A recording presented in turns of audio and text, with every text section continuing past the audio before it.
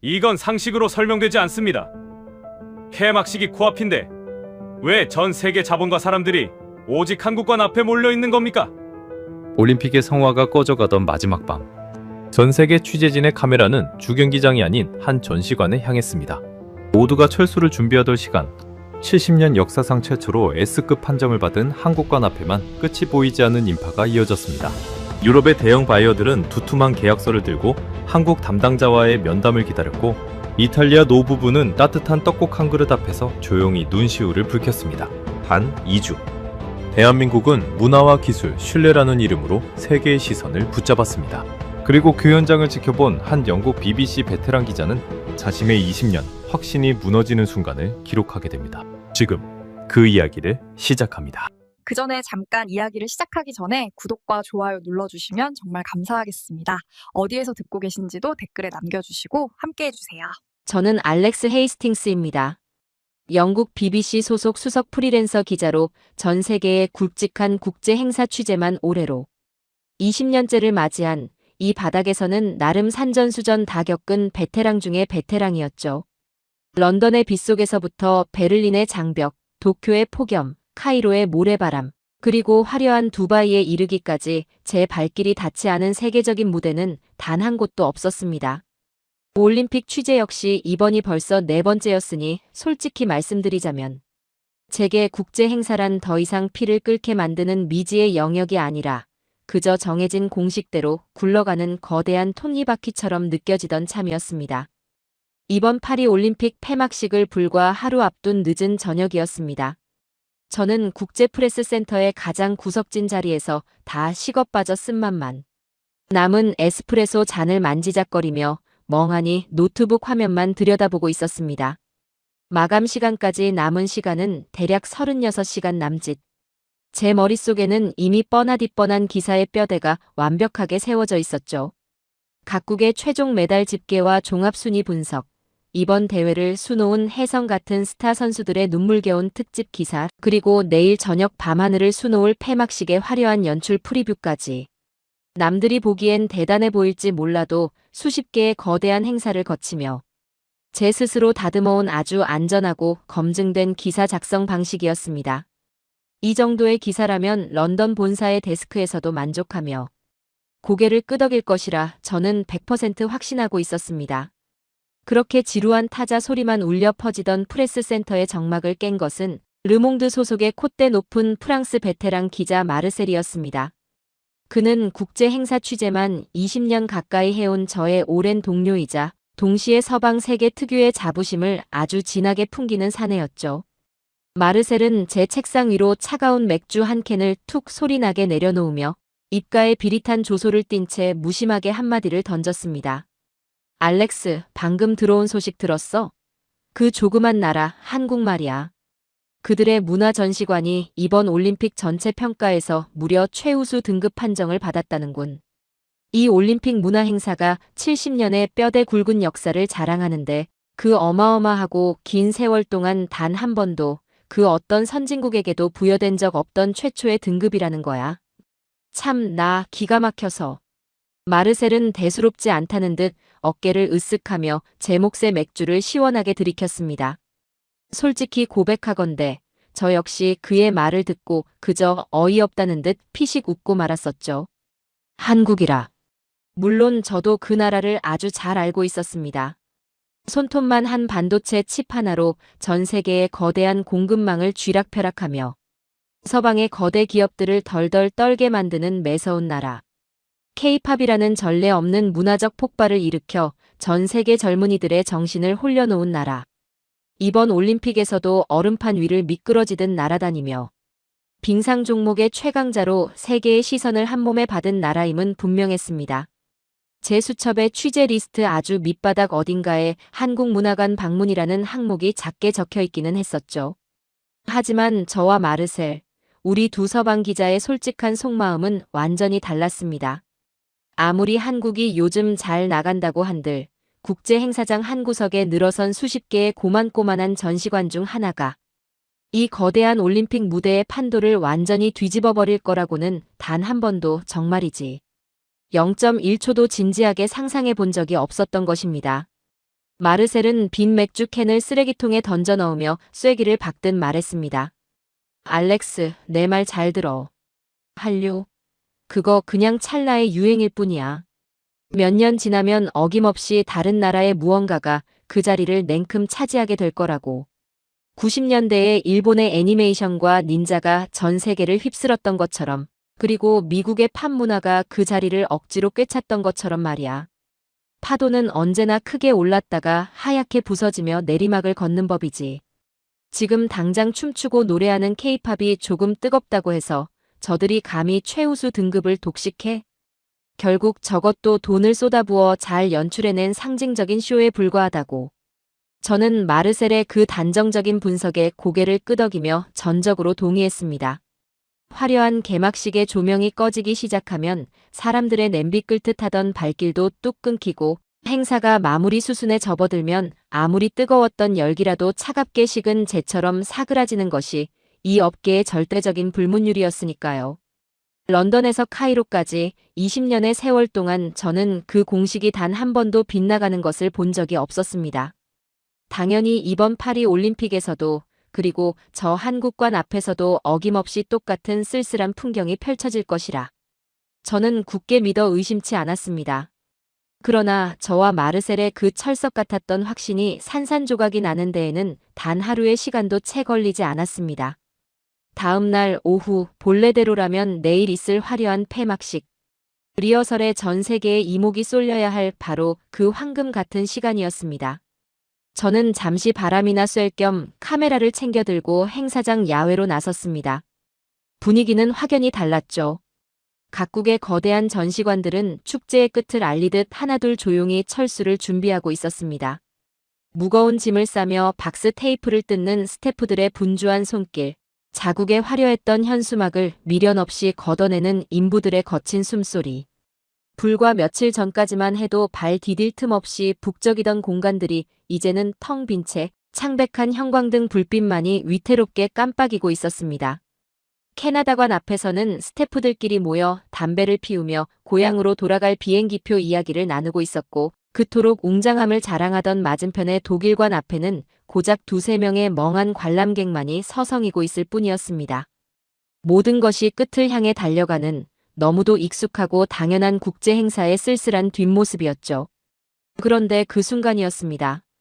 전시장 깊숙한 곳, 유독 한 방향을 향해서만 수천 명에 달하는 거대한 인파가 묵묵히 걸음을 옮기고 있는 기이한 광경이 제 시야에 들어왔습니다. 그들은 올림픽 주경기장이 있는 방향이 아니라 전혀 다른 구석진 길을 향해 조용히, 그러나 그 어떤 거대한 강물보다도 거침없고 단호하게 흘러가고 있었습니다. 저는 그 자리에 우뚝 멈춰 서고 말았습니다. 심장이 쿵쾅거리기 시작했죠. 머릿속에 아주 날카로운 질문 하나가 벼락처럼 꽂혀들었습니다. 도대체 왜? 대체 무엇 때문에 올림픽의 모든 불꽃이 꺼져가는 이 마지막 순간에 이 엄청난 수의 사람들이 약속이나 한 듯 한 곳을 향해 몰려가고 있는 것인가? 저는 무언가에 홀린 사람처럼 손에 쥐고 있던 취재 수첩을 꽉 움켜쥔 채 그 거대한 인파의 흐름 속으로 조심스럽게 발을 내디뎠습니다. 사람들의 어깨 너머로 마침내 그들의 목적지가 눈에 들어왔을 때 저는 속으로 헛바람을 들이켜며 경악하고 말았습니다. 그곳은 다름 아닌 코리아 하우스, 한국관이었습니다. 저는 그 순간 제가 느꼈던 그 지독한 당혹감을 평생 잊지 못할 것입니다. 한국관 앞은 전혀 소란스럽지 않았습니다.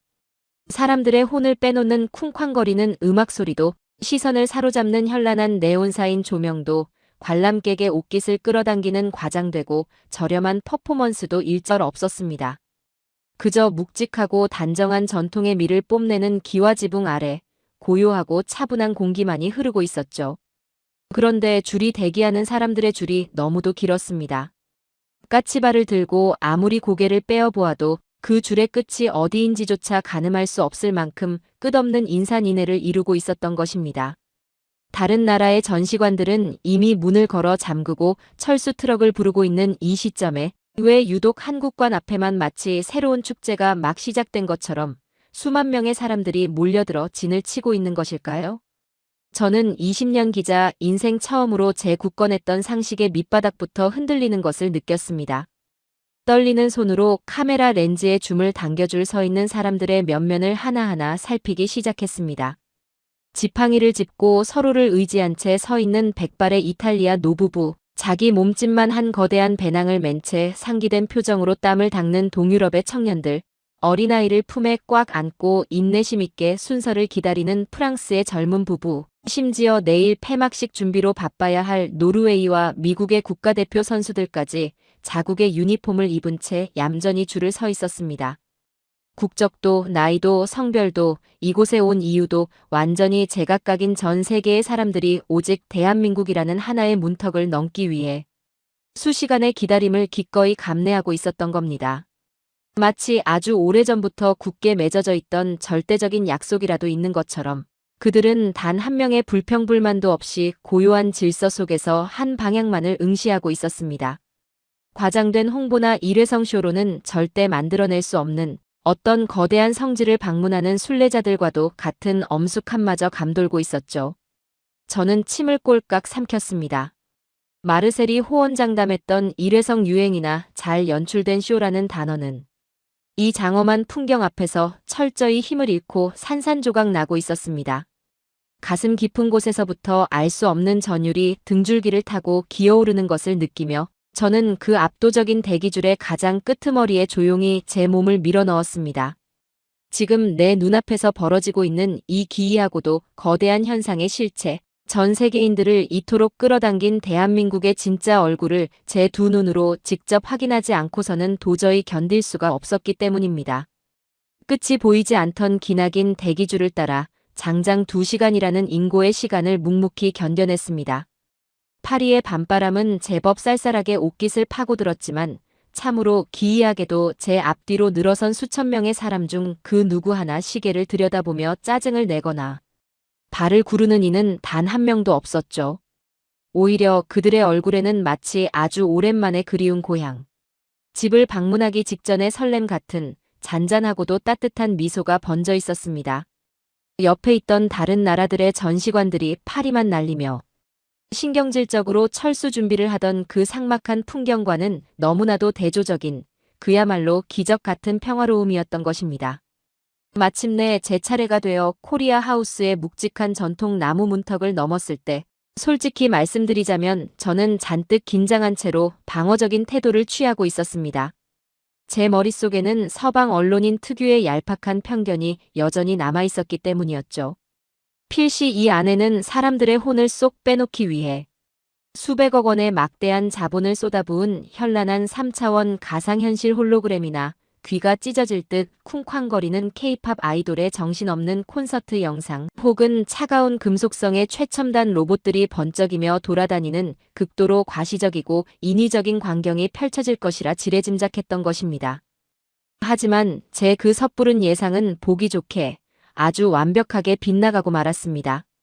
전시관 내부로 조심스레 발을 들여놓은 순간 저를 가장 먼저 감싼 것은 눈을 찌르는 화려한 레이저 조명도 고막을 사정없이 때리는 전자음도 아니었습니다.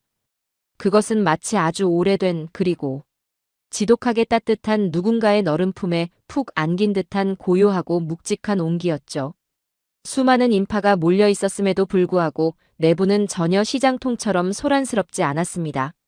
사람들은 때를 지어 큰 소리로 웅성거리지 않았고 대신 무언가에 아주 깊이 매료된 듯 조심스럽고 차분한 발걸음으로 공간 전체가 뿜어내는 정갈한 아름다움을 온몸으로 깊숙이 흡수하고 있었죠. 요란한 거치장과 자본의 힘으로 억지 감동을 쥐어짜 내려는 다른 나라들의 전시관과는 차원 자체가 달랐습니다. 그곳에는 수천 년의 세월을 묵묵히 견뎌낸 자만이 뿜어낼 수 있는 절제된 아름다움 속에 숨겨진 범접할 수 없는 깊은 기품이 흐르고 있었던 것입니다. 전시장 안쪽으로 조금 더 홀린 듯이 걸음을 옮겼을 때 제 코끝을 스치는 아주 은은하고도 깊은 향기가 있었습니다. 그것은 유럽인들이 열광하는 달콤한 바닐라 향도 코를 찌르는 강렬하고 자극적인 향신료의 냄새도 아니었죠. 그것은 생전 처음 맡아보는 낯선 향이었지만 어딘가 모르게 꽁꽁 얼어붙은 마음의 벽을 아주 부드럽게 허물고 편안하게 달래주는 오랜 시간. 불 위에서 뭉근하게 정성껏 끓여낸 듯한 구수하고 따뜻한 어머니의 냄새였습니다. 심장 박동마저 차분하게 가라앉히는 그 마법 같은 냄새의 진원지를 찾아 천천히 시선을 돌린 저는 전시장 한쪽 코너에 아주 소박하게 마련된 시식 코너 앞에서 그만 걸음을 우뚝 멈출 수밖에 없었습니다. 그곳에는 제가 야외 대기줄의 맨 앞자락에서 유심히 지켜보았던 낡은 지팡이에 몸을 의지한 채 서로의 주름진 손을 꼭 잡고 서 있던 백발의 이탈리아 노부부가 자리하고 있었습니다. 두 분의 앞에는 김이 모락모락 피어오르는 맑은 고기, 국물 속에 새하얀 떡이 담긴 다나한 사기 그릇이 놓여 있었죠. 그리고 그 맞은편에는 튀지 않는 단정한 개량 한복을 차려입은 젊은 한국인 자원봉사자 청년이 서 있었습니다. 청년의 태도는 저를 완전히 압도했습니다. 그는 기계적으로 훈련된 가짜 미소나 억지스러운 친절을 베푸는 것이 아니라 진심에서 우러나오는 깊은 존경을 온몸에 담아 허리를 깊숙이 숙여 노부부와 눈높이를 다정하게 맞추고 있었던 것입니다. 어르신, 이것은 떡국이라고 부르는 한국의 귀한 음식입니다.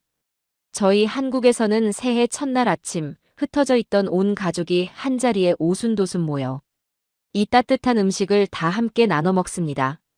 맑은 국물처럼 몸과 마음을 깨끗이 하고 둥근 떡처럼 원만하게 살아가자는 소망을 담고 있죠.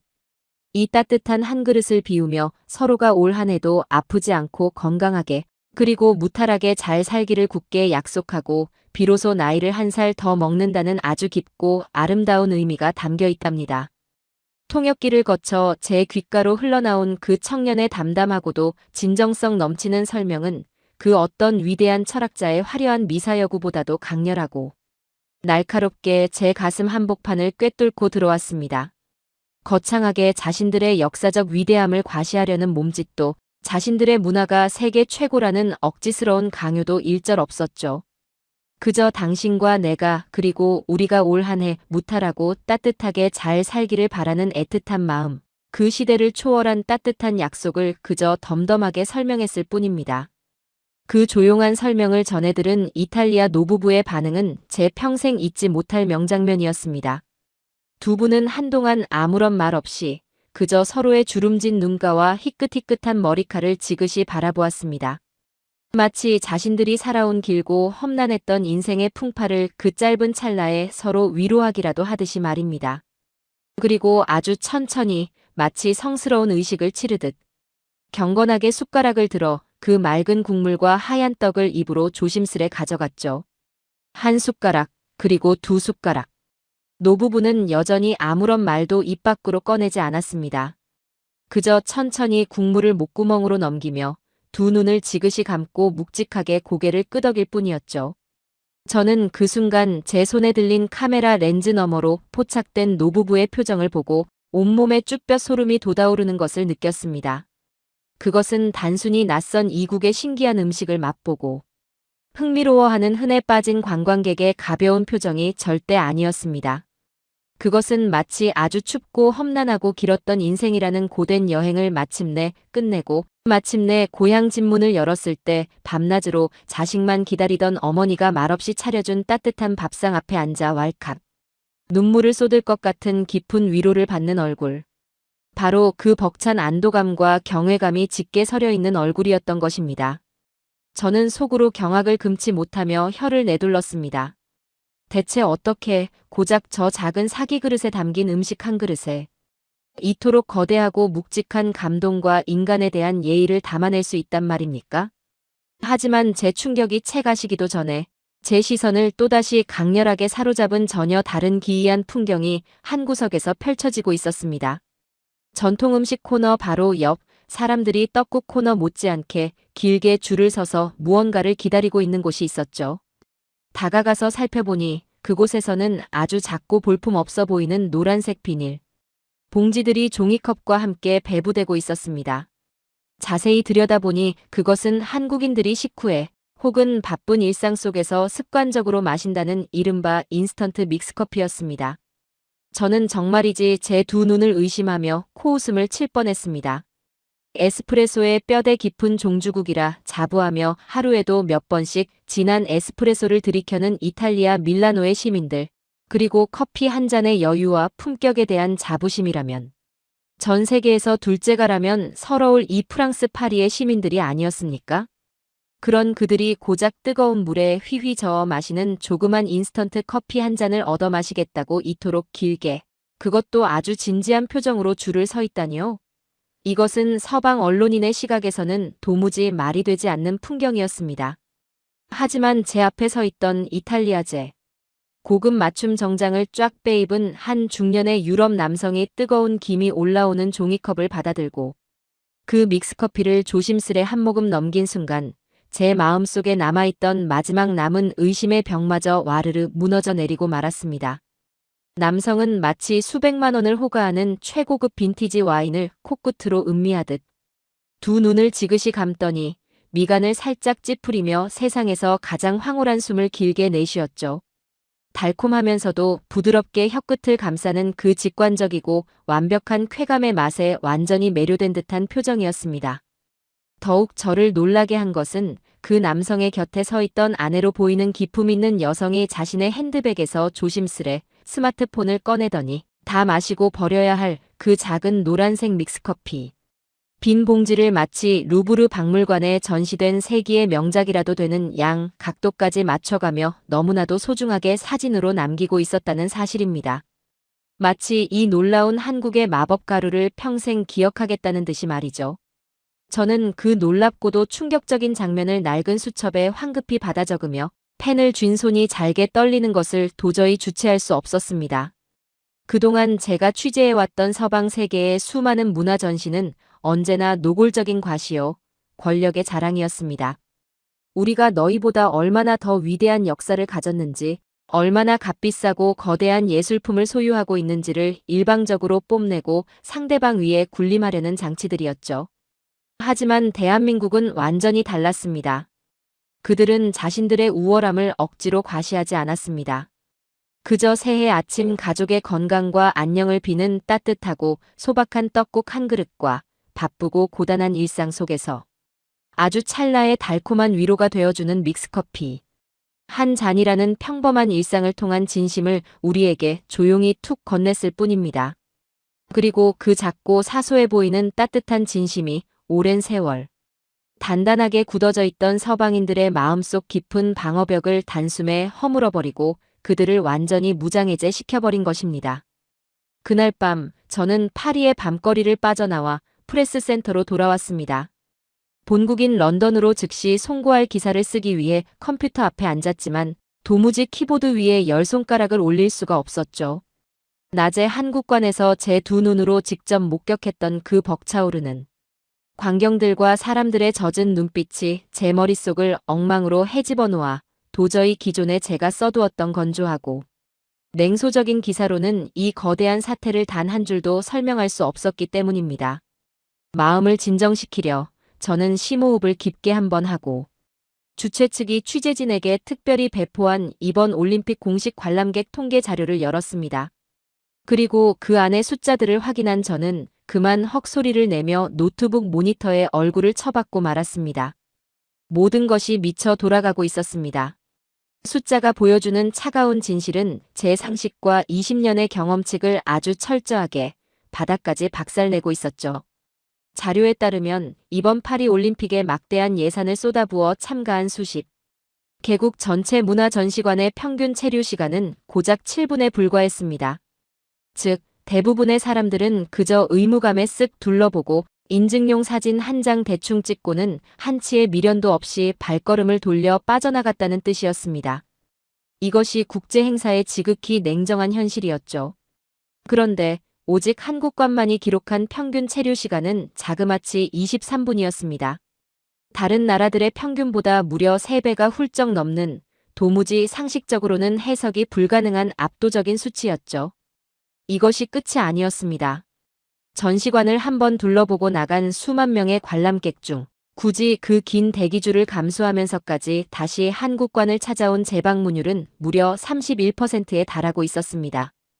20년 동안 국제 행사만 쫓아다닌 제 경험을 걸고 맹세하건대 이런 문화전시관에서 10명 중 3명이 같은 공간을 2번 이상 방문한다는 것은 통계학적으로 기적에 가까운 전대미문의 숫자였습니다.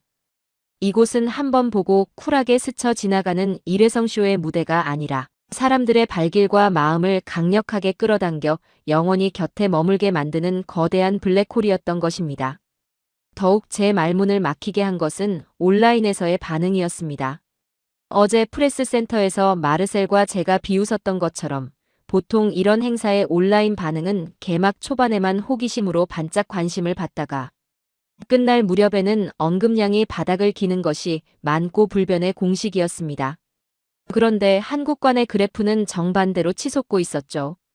폐막을 불과 이틀 앞둔 바로 오늘 전 세계 모든 소셜미디어에서 한국관에 대한 언급량이 개막 첫날의 수치를 아득히 뛰어넘어 폭발적인 정점을 뚫고 있었던 것입니다.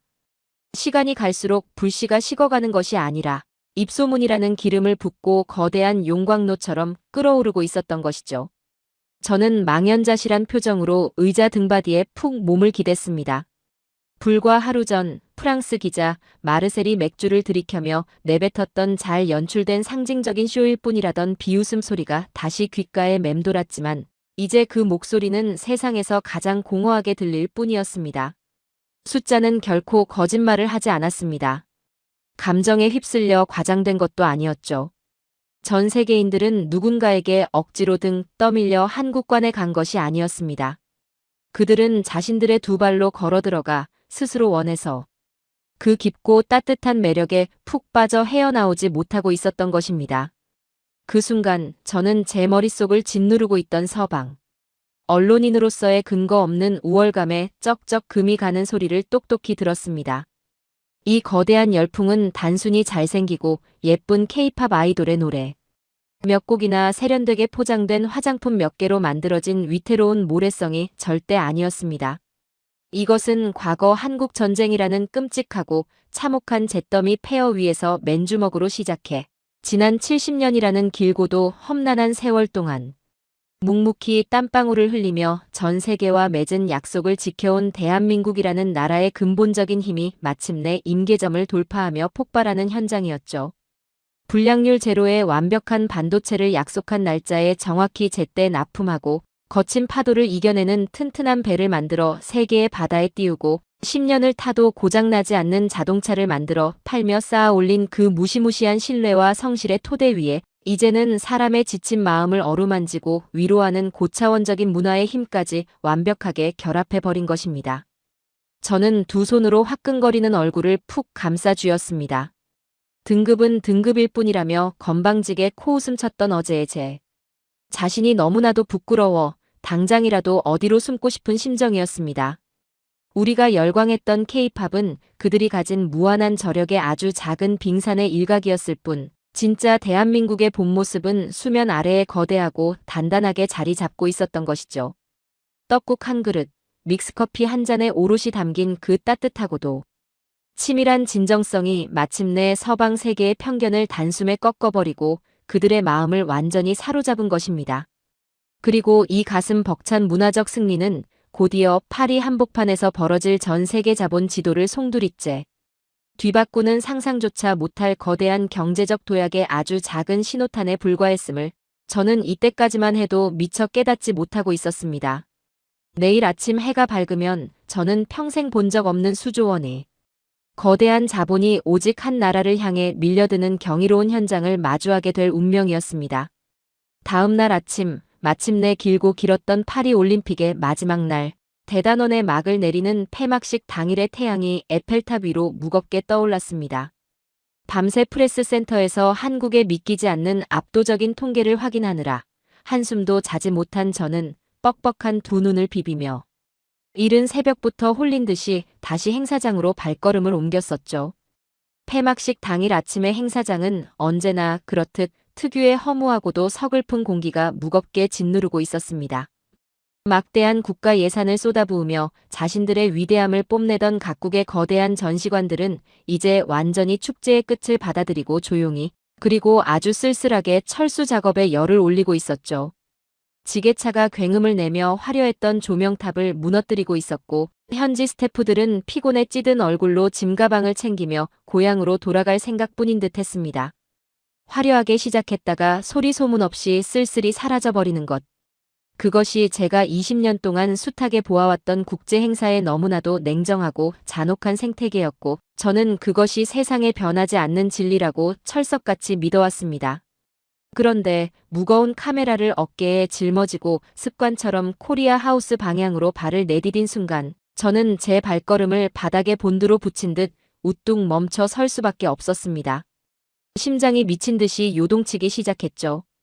주변의 모든 전시관이 철거 업체를 부르고 쓰레기를 치우는 그 적막한 시간에 오직 한국관 앞에는 어제보다 무려 2배는 더 거대한 규모의 사람들이 끝이 보이지 않는 대기줄을 형성하고 있었던 것입니다. 입구 앞의 대기줄은 이미 자신들의 배정된 구역을 한참이나 넘어 옆에 있던 텅 빈 전시관들, 앞마당까지 완전히 점령해버린 상태였습니다. 밖에서 철수 작업을 하던 타국 스태프들조차 하던 일을 멈추고 너클 잃은 표정으로 한국관 쪽을 멍하니 바라보고 있을 정도였죠. 그런데 저를 진짜로 경악하게 만든 광경은 따로 있었습니다. 그것은 떡국과 믹스커피가 있던 따뜻한 문화체험 공간을 지나 철저하게 통제구역으로 가려져 있던 한국관 내부의 가장 깊숙한 귀빈 전용 비즈니스 상담 공간 안쪽에서 은밀하고도 맹렬하게 벌어지고 있었던 것입니다. 저는 운 좋게 얻은 프레스 비표를 목에 걸고 마치 심해를 탐험하는 잠수부처럼 숨을 죽인 채 그 은밀한 공간으로 조심스레 스며들어갔습니다. 그리고 그곳에서 제 두 눈으로 직접 목격한 광경은 제 평생의 상식을 완전히 박살내버리는 충격 그 자체였죠. 한쪽 구석에 마련된 묵직한 마호가니 테이블에는 최고급 맞춤 정장을 쫙 빼입은 백발의 서양 남성 3명이 한국 측 비즈니스 담당자와 진지하게 마주 앉아 있었습니다. 테이블 위에는 두툼한 계약서들이 산더미처럼 펼쳐져 있었고 번쩍이는 만년필과 명함이 쉴 새 없이 오가고 있었죠. 조심스럽게 다가가 엿들은 그들의 정체는 다름 아닌 유럽 전역의 유통망을 꽉 쥐고 있는 거대 유통기업의 최고 위급 구매 담당자들이었습니다. 남들은 축제가 끝났다며 짐을 싸고 고향으로 떠나는 이 마지막 폐막식 당일에 오직 한국만이 이 조용한 구석방에서 수조 원에 달하는 막대한 자본의 씨앗을 무서운 속도로 뿌리고 있었던 것입니다. 그들의 대화 내용은 단순히 K-팝 아이돌의 공연, 판권이나 드라마 방영권 계약 따위의 가벼운 수준이 절대 아니었습니다. 그것은 유럽인들의 향후 10년치 일상을 완전히 바꿀 미래 산업 그 자체였죠. 구매 담당자들은 한국산 프리미엄 인공지능, 가전제품의 유럽 독점 공급권을 따내기 위해 열띤 협상을 벌이고 있었습니다. 그들 옆 테이블에서는 중동의 왕족으로 보이는 남성들이 한국의 차세대 첨단 도시 건설과 에너지 저장 장치, 기술 협력을 두고 파격적인 조건의 계약서를 내밀고 있었죠. 또 다른 상담실에서는 동유럽 국가의 국방 관계자가 한국산 자주포와 최첨단 전차, 그리고 잠수함 건조 기술을 도입하기 위해 한국 방산 기업 임원과 땀을 흘리며 치열한 논의를 이어가고 있었습니다. 이 놀라운 현장에서 한국 측 담당자들의 태도는 저를 더욱 소름 돋게 만들었습니다. 그들은 눈앞에 수조 원대의 계약이 오가고 있는데도 절대 흥분하거나 들뜬 기색을 보이지 않았습니다. 아주 차분하고 냉철하며 흔들림 없이 정확하게 숫자와 기술력을 설명할 뿐이었죠. 그 절제된 여유와 완벽한 자신감이 오히려 상대방들의 신뢰를 더욱 깊게 심어주고 있었던 것입니다. 남들이 짐을 싸는 철수 트럭을 부르는 그 시간에 한국인들은 완전히 다른 차원의 시간 속에서 살고 있었습니다. 마치 너희들의 가벼운 축제는 이제 끝났지만 우리 대한민국의 진짜 거대한 비즈니스는 바로 지금부터 시작이다라고 전 세계를 향해 무언의 선전포고를 하는 것만 같았죠. 이 전율의 현장은 한국관 내부에서 끝나지 않았습니다.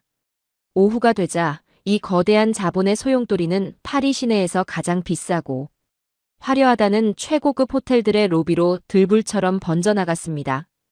저는 먹잇감을 쫓는 사냥개처럼 그 자본의 냄새를 맡고 파리 중심가의 한 호텔 로비로 뛰어갔었죠.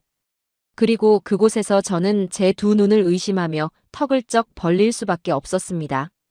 호텔의 으리으리한 샹들리에 아래 평소라면 전용기를 타고 수행원들의 호의를 받으며 거드름을 피웠을 유럽과 북미의 정재계 인사들, 글로벌 대기업의 경영진들이 마치 면접을 기다리는 초조한 신입사원들처럼 소파에 옹기종기 모여 앉아 식은땀을 흘리고 있었던 것입니다. 그들의 목적은 단 하나였습니다. 이 호텔 스위트룸에 묵고 있는 한국 거대 기업의 최고 경영자들과 단 5분, 아니 단 1분이라도 만남의 기회를 얻기 위해서였죠. 한 유럽 자동차 기업의 백발 경영자는 제게 상기된 얼굴로 이렇게 털어놓았습니다. 미스터 헤이스팅스, 지금 당장 한국의 차세대 배터리 기술과 자율주행 소프트웨어를 우리 회사 전기차에 탑재하지 않으면 우린 향후 3년 안에 경쟁에서 완전히 뒤처지고 말 겁니다. 한국은 지금 전 세계 산업의 핵심 기술을 쥐고 있어요. 그들의 기술 없이는 이제 유럽의 어떤 기계도 제대로 굴러갈 수 없는 지경이란 말입니다.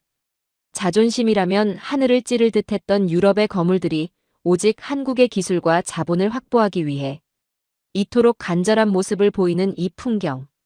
그것은 대한민국이라는 나라가 단순히 물건을 잘 만드는 제조, 강국을 넘어서 전 세계 경제의 핵심 축으로 우뚝 선 역사적인 순간 그 자체였습니다.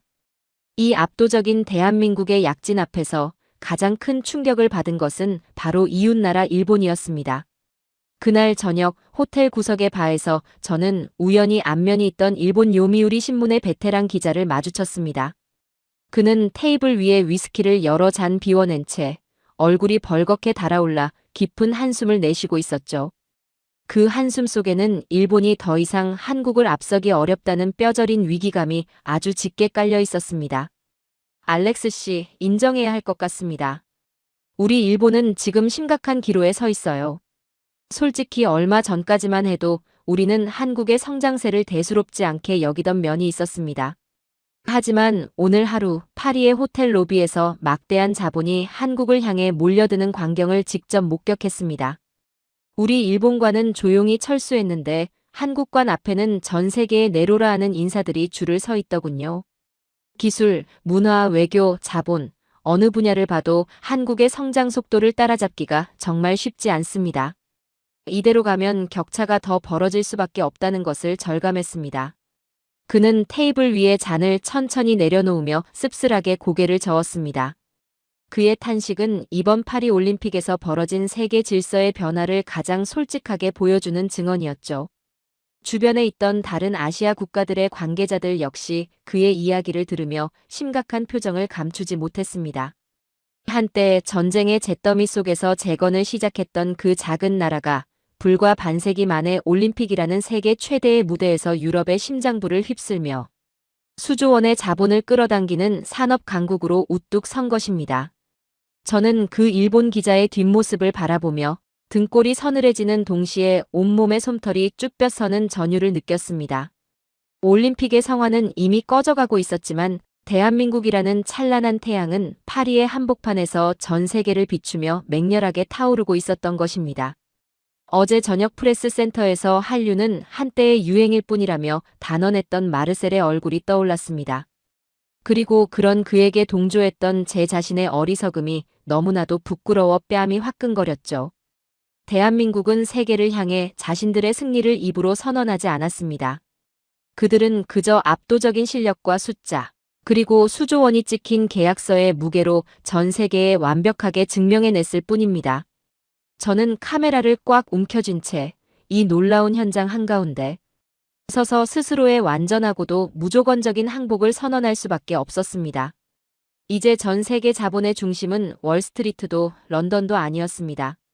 대한민국이라는 거대한 존재가 인류의 새로운 미래를 이끌기 시작했음을 저는 이 파리의 마지막 밤 뼈저리게 목격하고 있었던 것입니다. 파리의 밤이 아주 깊고 무겁게 가라앉고 있었습니다. 수조 원이라는 막대한 자본이 오직 한 나라, 대한민국을 향해 거대한 물줄기처럼 밀려드는 그 경이로운 호텔 로비의 광경을 뒤로 한 채 저는 차가운 밤거리를 터덜터덜 걷고 있었죠. 제 낡은 구두굽이 자갈길에 부딪히며 내는 탁, 탁 하는 소리만이 고요한 파리의 새벽을 울리고 있었습니다. 불과 며칠 전까지만 해도 에펠탑을 비추며 영원할 것만 같았던 서방 세계의 축제의 불빛들은 이제 잿더미처럼 사그라졌고 그 자리를 대신 채운 것은 깊은 경외심이었습니다. 제 머릿속은 온통 수조 원짜리 계약서를 들고 한국 기업인들과의 만남을 갈구하던 유럽의 거물들과 위스키를 기울이며 깊은 한숨을 내쉬던 일본 기자의 표정으로 가득 차 있었죠. 저는 국제 프레스 센터로 돌아왔습니다. 텅 빈 프레스 센터 안에는 창백한 형광등 불빛만이 위태롭게 깜빡이고 있었고 대부분의 외신 기자들은 이미 짐을 싸서 고국으로 돌아가는 비행기에 몸을 실은 지 오래였습니다. 그런데 그 텅 빈 공간의 한 구석, 담배 연기가 자욱하게 낀 모니터 앞에서 누군가 미친 듯이 키보드를 두드리고 있는 뒷모습이 보였습니다. 바로 프랑스 르몽드지의 수석 기자이자 저와 함께 한국을 향해 코웃음을 치며 단정지었던 20년 지기 동료 마르셀이었죠. 그의 책상 위에는 재떨이에 수북하게 쌓인 꽁초들과 뜯겨나간 취재, 수첩의 종이 쪼가리들이 어지럽게 널려 있었습니다. 조심스레 다가가 그의 어깨 너머로 모니터를 들여다본 순간 저는 헉하고 숨을 들이킬 수밖에 없었습니다. 마르셀은 그동안 자신이 며칠 밤을 새워가며 정성껏 작성해 두었던 파리 올림픽의 성공과 서방, 국가들의 위상을 다루던 수만 자의 기사초고를 전체 삭제 버튼을 눌러 모조리 날려버리고 있었던 것입니다. 마르셀, 자네 지금 대체 무슨 짓을 하는 건가? 제 떨리는 목소리에 그제야 뒤를 돌아본 마르셀의 얼굴은 며칠 전에 그 여유로운 미소는 온데간데 없이 사라지고 충격과 고뇌로 범벅이 된 핏기 없는 창백한 모습이었습니다. 그는 벌겋게 충혈된 두 눈으로 저를 멍하니 올려다보며 갈라진 목소리로 힘겹게 입을 열었죠. 알렉스, 우리가 틀렸어. 아니, 전 세계가 완전히 오판하고 있었던 거야. 최우수 등급, 한류 열풍, 케이팝의 유행. 그건 그들이 가진 무시무시한 힘의 아주 작은 껍데기에 불과했어. 오늘 오후 나는 프랑스 경제부 고위 관계자가 한국의 차세대 스마트 에너지 기술을 파리에 도입하기 위해 한국 측 실무자 앞에서 땀을 흘리며 협조를 구하는 장면을 내 두 눈으로 똑똑히 목격했단 말일세. 우리 프랑스가 그 위대한 예술과 과학의 종주국을 자처하던 우리 유럽이 이제는 저 아시아의 역동적인 나라가 보유한 기술과 자본 없이는 당장 내일의 산업, 경쟁력조차 장담할 수 없는 처지로 변해버린 것이지. 나는 도저히 기존의 기사로는 이 거대하고 근본적인 지각 변동을 단 한 줄도 설명할 수가 없네. 마르셀은 두 손으로 얼굴을 감싸 쥐고 깊은 한숨을 토해냈습니다. 그 자존심 강하고 고집 세기로 소문난 프랑스 최고 권위지의 수석 기자가 자신이 평생을 바쳐 믿어왔던 세계 질서가 근본부터 흔들리는 것을 인정하며 솔직한 항복을 선언하고 있었던 것입니다. 저는 그에게 아무런 위로의 말도 건넬 수 없었습니다. 왜냐하면 저 역시 그가 느끼고 있는 이 지독한 부끄러움과 뼈저린 경외감을 온몸의 세포 하나하나로 똑같이 느끼고 있었기 때문이죠. 저는 묵묵히 제자리로 돌아와 노트북을 열었습니다. 런던 데스크로 기사를 송고해야 할 마감 시간까지는 이제 불과 서너 시간 남짓밖에 남지 않은 상황이었습니다. 하지만 제 손가락은 키보드 위에서 딱딱하게 굳어버린 채 도무지 움직일 생각을 하지 않았죠. 머릿속에서는 낮에 코리아 하우스에서 보았던 그 장면들, 특히 따뜻한 떡국 한 그릇 앞에서 아무 말 없이 눈시울을 붉히며 고개를 끄덕이던 이탈리아 노부부의 표정과 믹스커피, 빈 봉지를 보물처럼 사진 찍던 유럽인들의 경건한 모습이 자꾸만 수조 원의 화려한 계약 현장과 겹쳐지며 거대한 파도처럼 밀려들고 있었습니다. 대체 어떻게, 무엇이 이토록 완벽한 승리를 만들어냈단 말인가? 저는 그 답을 찾기 위해 눈을 감고 제가 아는 지식을 동원해 대한민국이라는 나라의 지난 역사를 조심스럽게 거슬러 올라가 보았습니다. 불과 70년 전 그들의 산하를 무참히 짓밟았던 끔찍한 동족 상잔의 전쟁. 모든 것이 잿더미로 변해버리고 세계에서 가장 가난한 나라라는 꼬리표를 달았던 절망의 땅. 유럽의 기자 선배들이 이 나라에서 민주주의와 경제 발전이 피어나기를 바라는 것은 불가능에 가깝다며 차갑게 돌아섰던 그 참혹했던 폐허의 시간들이 흑백 필름처럼 제 뇌리를 스쳐 지나갔습니다. 그렇습니다. 오늘날 파리 올림픽 한복판에서 서방의 거물들을 압도한 이 놀라운 성과는 결코 어느 날 아침 하늘에서 뚝 떨어진 행운이거나 우연히 맞아떨어진 얄팍한 트렌드가 아니었던 것입니다.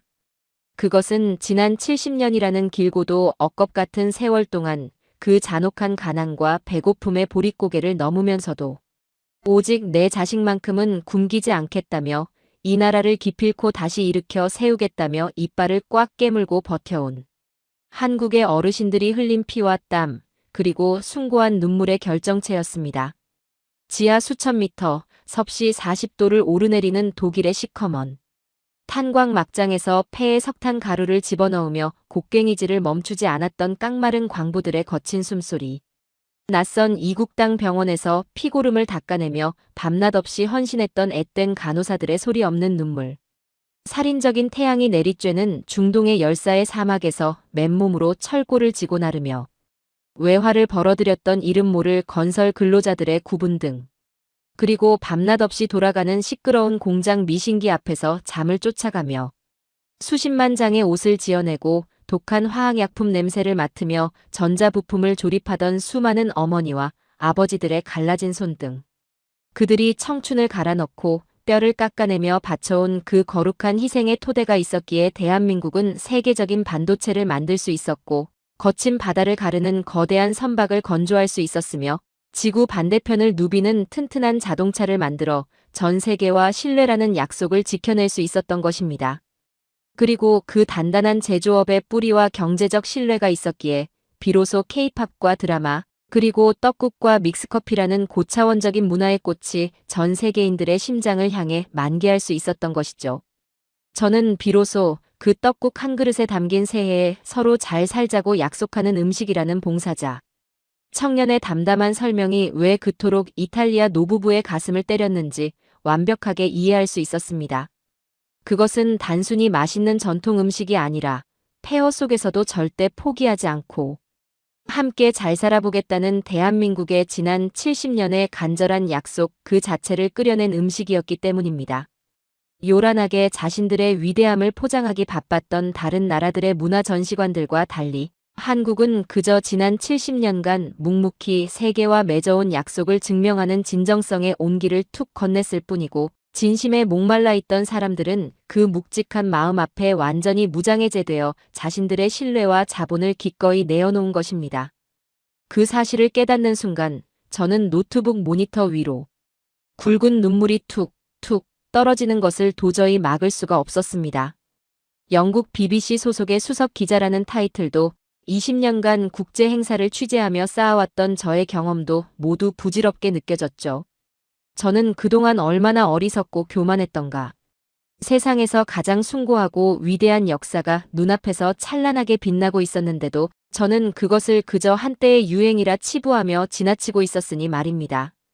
저는 떨리는 손으로 마침내 키보드 위에 10손가락을 올렸습니다.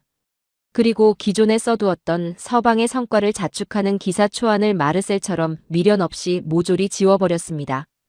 새하얗게 비워진 문서의 가장 첫 줄, 저는 제 20년 기자 인생을 걸고 제 영혼의 밑바닥에서부터 끓어오르는 가장 거대하고도 경건한 진심을 담아 기사의 새로운 제목을 한자 한자 타건해 나갔습니다. 폐막식 날 내가 목격한 인류의 진짜 승자. 서방의 편견을 무너뜨린 대한민국의 위대한 70년 전 세계 자본 지도를 완전히 바꾸다. 창밖으로 파리의 새벽 여명이 붉게 타오르며 텅 빈 올림픽 행사장을 비추고 있었습니다. 올림픽의 화려했던 성화는 이미 어젯밤에 꺼졌고 전 세계의 운동선수들은 메달을 목에 걸고 고국으로 돌아갔습니다. 이탈리아의 노부부도 수조 원의 계약서를 품에 아는 유럽의 경영자들도 깊은 한숨을 쉬던 일본 기자도 모두 밀물이 빠져나가듯 파리를 떠나갔죠. 하지만 저는 텅 빈 프레스 센터의 창밖을 내다보며 아주 벅찬 미소를 지었습니다. 그들이 떠나간 자리에는 결코 꺼지지 않을, 아니 이제부터 본격적으로 전 세계의 경제와 문화를 밝혀나갈 대한민국의 거대하고 찬란한 빛이 선명하게 타오르고 있음을 제 두 눈으로 똑똑히 보았기 때문입니다. 올림픽이라는 축제는 막을 내렸지만 대한민국의 진정한 비상은 바로 이 순간 파리의 가장 찬란한 아침과 함께 이제 막 그 거대한 서막을 올리고 있었던 것입니다. 저는 이 기사를 런던 본사에 송고하며 제 스스로에게 그리고 대한민국이라는 위대한 나라를 향해 깊고 철저한 항복과 더불어 진심 어린 무한한 경의를 표했습니다. 당신들의 승리는 정당했으며 당신들의 역사는 이 세상 그